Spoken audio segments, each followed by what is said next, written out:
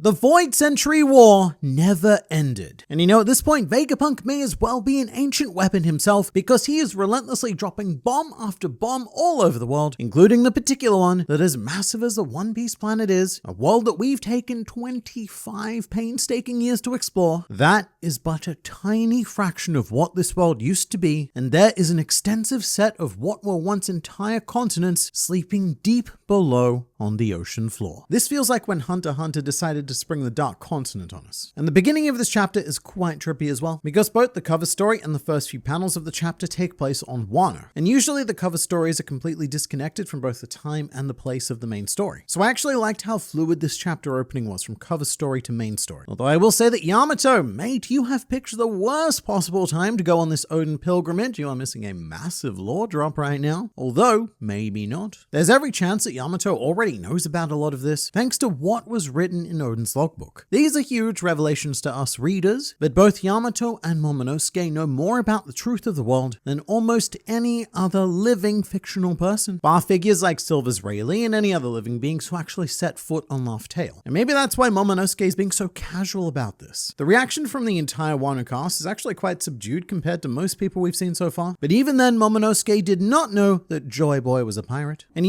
something that briefly caught me off guard was Shinobu standing in the background, because I'd completely forgotten that she'd reverted back to her slim and more standard Oda beautiful woman form, which, in case you've forgotten, is as a result of Green Bull's attack. He shriveled her and incidentally removed all of her excess fat, basically giving Shinobu the Alvida treatment. I should say that Eiichiro Oda was unusually generous to me specifically this week, as I was blessed with appearances from two of my favorite characters who never appear for any reason, the first of which being the long, ever so long awaited return of Damaro Black. Better known to most as Fake Luffy, but now known to most as Fake Eustace Kid, and I have to say, he looks magnificent. Deep down, I'd always hoped that he and the fake Straw Hats would return, but impersonating the post-time skip Straw Hats, maybe with a fake Brook and a fake Jinbei to join them, but this is so much better. Although one thing I have to give Damaro Black a ton of credit for is that while his outfits are hilariously poorly cobbled together, he does do some pretty amazing work creating realistic fake scars. When he was impersonating Luffy, I thought that he may have actually scarred himself to take on the role, but the scar under his eye, it's nowhere to be seen, so he just has a genuine talent for makeup. And Damaro Black is joined by his own personal massacre soldier killer played by Drip, who was formerly fake Sanji. I'm pretty sure that fake Heat is being played by Manjiro, who was formerly fake Zoro, and as for Wire, I think that's Turco, who was fake Frankie. So it's nice to know that Damaro Black has his own personal Wings of the Pirate King still with him, and I'm quite relieved in a way to see them, because the vast majority of the fake Straw Hats were actually buried alive by Caribou. So you know what, the fake Straw Hats were split up and had to regroup just like the original Straw Hats did on Sabadi. Sadly, we don't see the rest of the crew, but to just hear me out, power move. They're not here because the others are impersonating Trafalgar Law and the Heart Pirates, and this scam has gotten way out of control. But look, mate, Damaro Black, this dude has a pretty solid set of balls on him to impersonate a man with a 3 billion berry bounty on his head. Although I don't know how he thought this would end any other way other than prison. A prison on the G4 Marine base, which I think is a new one, and I can't tell if it's in the Grand Line or the New World. Mostly because G3 is in the Grand Line and G5 is in the New World, so the fork, it could go either way. But I would like to think that after his crushing defeat on Sabadi, Damaro Black pulled himself together, took away all of the wrong lessons, and redoubled his effort to impersonate pirates in the New World.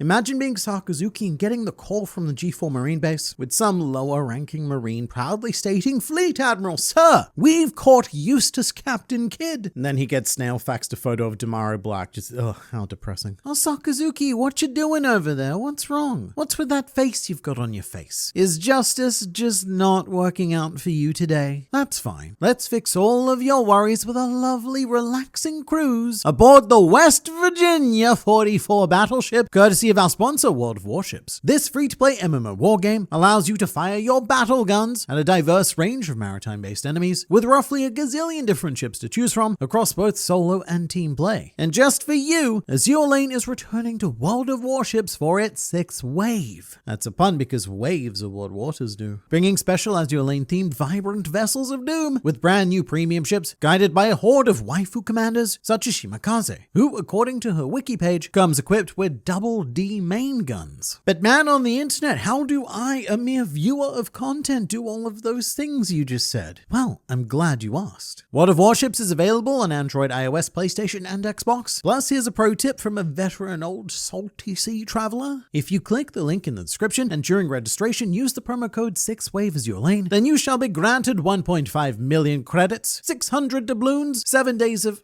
premium account goodness, 1 Azur Lane container, the Azur Lane Commander Shimakaze and Fuso, as well as the Japanese destroyer ship Fubuki. There we go, your face is looking a bit better now, isn't it? Now go forth and spread justice all over your poor enemies by clicking the link in the description and giving World of Warships a go. It's a great game and they give us the ability to bring you the best fictional pirate content possible as often as possible. So do that thing, but for now it's back to you, me. Meanwhile, the second character I was blessed with was Foxy, who we have not seen since Long Ring Longland in the manga. And believe it or not, that is 20 whole years of no Foxy content, and I am not okay with that. No content in the manga, I should emphasize. It probably seems like Foxy has appeared much more recently because he does quite commonly pop up in extended One Piece media. He's a very popular side character in stuff like anime filler arcs, TV specials, and he was briefly in One Piece Stampede as well. And from what we can tell of this current situation, Foxy has just lost a big Davy back fight because his entire crew is gone with the exception of Hamburg and Porsche. He's also decided to grow facial hair, which is hilarious because it looks like it was drawn on with marker pen. As my artist told me, it looks like an ungodly fusion of Foxy and Wario. And there's many more characters around the world to check in with, but first I want to move to Vegapunk's words because he says some really enlightening stuff in this chapter. Firstly, he reiterates what we already know, which is that long ago, 20 kingdom things joined forces to fight the ancient kingdom, which went on to become the world government and the world nobles. I point that out because once again, Vegapunk goes to great lengths not to pass judgment on either side. And he's already done this once before in chapter 1113. I want to make one thing very clear first. Whoever may have rendered their judgment unto me, I am not trying to convince you that their intent is evil. Back then I thought that this maybe might be a sneaky way of trying not to screw Luffy over in case the world government report that it was he who killed Vegapunk. But now I genuinely believe that Vegapunk doesn't know which side of history was correct in this conflict, if indeed any side was correct. Which seems crazy to us because one side has literal demons that enslave, torture, and murder people for a bit of fun on Thursday afternoon. However, in their defense, that might just be what that side ended up becoming after having centuries of power gradually corrupting them. The founding members of the world government may have had from their perspective good intentions, and they may have been individuals who were seduced and or corrupted by Saint Emu Nerona. Also, perhaps the ancient kingdom weren't quite the protagonistic force that we've been led to believe. Because POV, let's say that you're a leader of one of these 20 kingdoms, and then you hear that this great ancient kingdom is building 3 unstoppable super weapons. The ancient weapons. That would probably be cause for concern, which makes me wonder if the ancient kingdom was similar to Vegapunk, so dedicated to the pursuit of science and progress, with very little concern for what their developments could and would go on to be used for. Vegapunk states that it was a battle of ideologies, which means that neither may have been inherently good or not good. Evil, that's the one. And I like that Vegapunk isn't making an immediate judgment on the present based on the past, or the past based on the present, because he doesn't have enough information, which is how I wish more people would be, especially online, because people are very quick to come to rock solid conclusions based on startlingly little. And during this section, we see what I think is the very first official art of Joy Boy, who again is not to be confused with the sun god Nika, who we've already seen as a silhouette. They're different entities, and unsurprisingly, Joy Boy looks about as much like Luffy as a silhouette can possibly get. It's quite a striking image, like something you'd see in a historical painting. An overly simplistic depiction of a grand battle, one Joy Boy versus 20 ancient kings. If I had to guess at this stage, Joy Boy himself would be fighting for the same reasons that Luffy does, which is because these stuffy old kings are cramping his style and he just wants some fresh air and freedom. It might be deeper than that. A lot of people try to paint One Piece as this very politically charged series of a hero trying to free the world from its chains, and Luffy is doing that incidentally, and other characters in world are trying to do that. But when it comes to the core of everything, Luffy just wants a fun adventure. During this section, we also very appropriately cut to Zunesha Nakama of Joy Boy, who is probably listening to and fact-checking all of this information with his elephant brain. We actually get 2 shots of Zunesha at different points in the chapter. The other one is alongside a shot of the Iron Giant, further implying their shared relationship with Joy Boy. And during this part, we also catch up with Carrot, who is now the leader of the Ming tribe in a decision that I still think wasn't particularly well thought out, either by Nekomamushi and Inuarashi or by Eiichiro Oda, who wrote it. She's 15 years old. There are better candidates for tribe leadership. Granted, Momonosuke is only 8 years old and he has to lead Wano right now, but that's more so because he's the son of Kozuki Oden and has about 1 billion retainers to help out, including Nekomamushi and Inuarashi, who abandoned their post on Zou to help Momonosuke. And then there's also a surprisingly depressing scene between Edison and Stussy, and also Kaku's in the background over there. So I felt pretty not good about Edison's chances of surviving this conflict, but seeing him broken and out of ideas really hammers home that this probably isn't going to end well for him. And Stussy is at quite a loss as well, with the onset of a sudden crisis of self. Now that Stella is dead, Stussy has no one to live for, which I think really hits home because she is a clone. So her entire life is already currently occupied by the original Buckingham Stussy. It's not like she can live for herself. Herself is already doing that. And as bad as I feel about Edison, I don't know if I can see Oda killing Stussy, especially not in this mental state. It reminds me a lot of when Robin resigned herself to death during Water 7. And when Oda kills people on the heroic spectrum, he generally does so with them feeling a great sense of satisfaction, completion, and hope for the future. Even when Monet died, she was happy because her last actions were in service of Doflamingo. We also have Kaku to consider. He's eavesdropping on this conversation from his bubble and he seems quite empathetic to Stussy. And he may have similar feelings but towards the world government. Not quite sure if that's what he should be living for. So here's my proposal. Kaku, Stussy, and Rob Lucci somehow survive the Buster Call, and because Lucci and Kaku have world-class shipwright skills from their time on Water 7, they're able to build an escape vessel, and then we get a CP0 cover story. Now, as for Mr. Ethan Baron Venus Juro, he proves to me more and more every chapter why he is the elder to take the most seriously. He is on a relentless quest to redeem the 5 elders in my mind, because right now, a lot of them are being a bit useless. You've got Saturn up in the somewhere hitting computers with a stick, and then there's Walkuri as a pig standing there yelling into the abyss, hoping that that'll do something. At least Marcus Mars is destroying a couple of snails while he's taking a nice walk, but thankfully Ethan is here to pick up all of their slack. And I think there's now enough evidence to seriously ask the question of whether or not Ethan could be considered the world's greatest swordsman, because he sliced that entire lava phase in half. Very much like how Mihawk sliced Kuzan's iceberg at Marineford. It's such a powerful image. The difference being that Ethan is also cutting through insanely thick metals and such. And really, it's not like Ethan's coming down from Marijuana just to challenge Mihawk and take the title. He doesn't care about such frivolities of the surface. So alongside Figgle and Garling, we have some shockingly powerful sword people to deal with in the future. The panel of Frankie and Bonnie dodging Ethan's strike is also very similar to when Luffy dodged Mihawk at Marineford, which is the slash that went on to bisect the iceberg. It's an incredibly trippy panel though, because it looks like Frankie has shrunk. He's so tiny because Bonnie used her powers to become a giant, and that's something that definitely messed with my head, because we've had so many breaks so frequently that I'd forgotten that Bonnie was still a giant. I'd forgotten that she even became a giant. That happened in chapter 1113, and when did that come out? April. April's when it came out, and it's almost June now. So these breaks, they're messing with my continuity a bit. Now, I've also seen that online there's a bit of complaining about Sanji due to this panel, where our poor boy has a very ungraceful landing, which looks incredibly painful, and a lot of people seem to have been under the impression that Sanji was going to stroll in and 1v1 Ethan, which is not happening. The Straw Hats are not equipped to take on the Elders. Although with that said, Sanji, he's probably not down for good. His genetically engineered body probably just needs some time to restructure itself. However, there's quite the consequence to Ethan's actions, as he has unintentionally freed both the CP5 agents and the Seraphim that were being held in the Laba phase. That's a problem because the Cypherpol agents are currently falling to their deaths as we speak, whereas the Seraphim, they're falling to a nice gentle landing because they're still in those very handy bubbles. And I don't know what happens from here. I don't know who, if anyone, is in position to save these agents, because most of the Straw Hats and our allies are on the rim of the island, but everyone here is falling into the center. And I know that the Marines later on say that they should go and rescue them, but these agents need a miracle within the next 3 seconds or they are going splat. And we don't see this, but I believe that slicing through the Laba phase may also mean the Thousand Sunny and the other Straw Hats are now falling as well, which is a bit awkward because we see that Jinbei and Zoro still have yet to hop aboard the ship. So chaos ensues as Vegapunk drops bomb after bomb of sweet, delicious lore, stating that the Void Century ended with Joy Boy's defeat. And just on that, first thing, if that's when the Void Century ended, ended, then when did it begin? Actually, that's a horrible way to phrase that. It obviously began 100 years before that point, but what I'm trying to get at is how old was Joy Boy when he was defeated? Because if he was a regular human dude man, then he would have been born well into the Void Century, and this war would have started long before he had any involvement in it. And yet, Joy Boy is identified as the prime opponent of the 20 Kingdoms, not the Ancient Kingdom. Vegapunk specifically says Joy Boy, and I'd say that's a bit strange unless Joy Boy was a giant. In which case, living for 100 years, well, that's nothing. Giants are barely out of their teenage phase at 100, and it's a pretty cool idea to think of Joy Boy struggling for a whole century during this conflict, which, as Vegapunk pointed out, never ended, but we'll get to that. Because firstly, Vegapunk reveals to us that, as many have theorized, the One Piece world used to contain many continents more like the real world. However, during the Void Century, sea levels rose by 200 meters and sank the vast majority of the known world. All that was left over was these small parts of continents high enough to become teeny tiny islands. So a lot of One Piece islands that we consider to be completely different probably share a common continent and common ancestry. In fact, maybe even all of the islands were once connected in one piece. Although my question would be, why hasn't this been discovered before now? Because yes, the ruins are going to degrade underwater, but also they're not really. They're actually going to be very well preserved, as we see. And if there was an entire underground civilization for every island in the world, then surely divers and especially fishermen would have come across this before now. Although that does very much remind me of Jinbei's cover story, where he visited a town of sea beasts who were having their houses thrown to the surface by Wadatsumi, and that's actually where Jinbei found the poneglyph that he delivered to Big Mom. So there Jinbei did stumble upon underwater ruins. Then there's obviously Water 7 and Wano, but I feel like a secret this huge probably would have been discovered by now. 200 meters is not so deep that the people of the One Piece world can't access it. Meanwhile, Vegapunk determines that the cause of this